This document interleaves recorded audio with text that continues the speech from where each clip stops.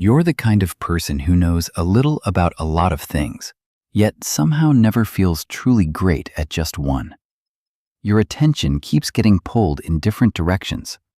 One day you're reading about space. A few days later, you're learning video editing, and before you know it, you're deep into something completely unfamiliar. From the outside, it can look like a lack of focus, but you know that's not the full story. You're not lazy. You just can't force yourself to stay with something once it stops feeling interesting. And this isn't just a personal experience. In psychology, there's a trait called openness to experience. It describes people who are naturally drawn to new ideas, variety, and exploration. People who score high in this trait often learn better by moving across different areas instead of staying locked into one. So what you've been calling a weakness might actually be a different kind of strength, one you were never taught how to use. Your brain isn't broken. It just works differently. And once you understand that, things start to feel less confusing. Take a step back and look at the bigger picture. The world you grew up in tends to reward specialization.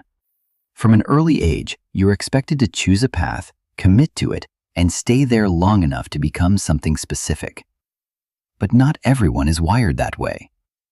There's a type of person often called a multi-potentialite, someone who thrives by exploring many different interests instead of focusing on just one. This isn't just a personality label. It reflects how your brain processes information. While specialists tend to go deeper into a single field, you're naturally drawn to connections across different ones. You're not looking for repetition.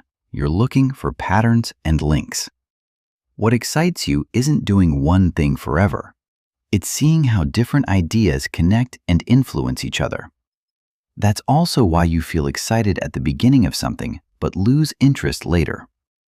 From a neuroscience perspective, your brain responds strongly to novelty.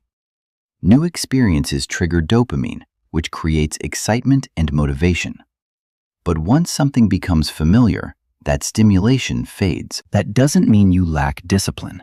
It means your brain has already taken what it finds valuable and is now looking for something new to build on.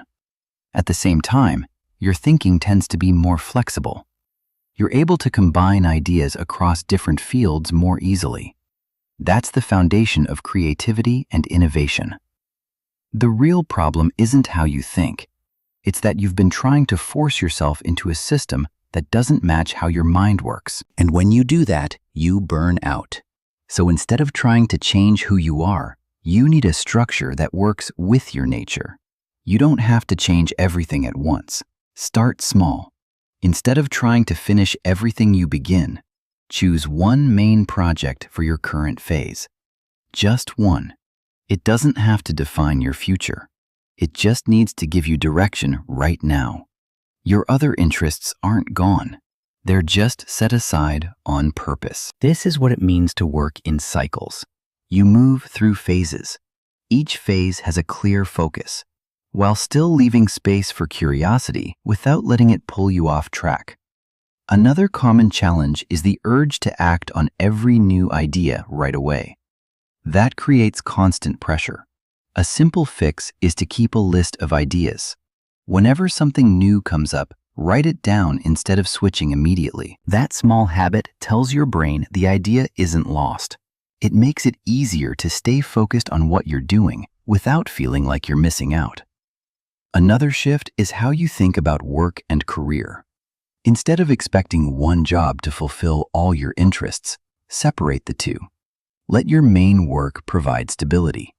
Then build a personal system of projects that allows you to explore. In today's world, the ability to connect ideas across different fields is becoming more valuable than ever. People who can combine knowledge from multiple areas often see patterns that specialists miss. They create insights that don't come from staying in one place. At the same time, it's important to be clear about one thing. There's a difference between this pattern and attention-related conditions like ADHD. If your shifting feels uncontrollable, creates strong stress, or affects your daily functioning, it might be something deeper that needs attention. But in many cases, what you're experiencing is not a limitation. It's a different way your brain is structured. And this is the most important part. You may have spent years feeling like you're behind.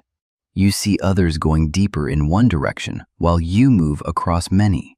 But your value doesn't come from depth in a single path. It comes from your ability to see the bigger picture. The next time you feel like you're quitting something, ask yourself one question.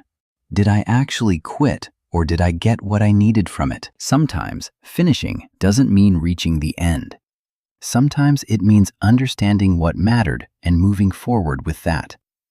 You're not a straight line. You're a system of connections.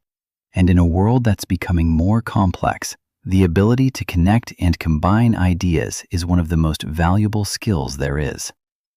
You're not lost. You're exploring. And that matters.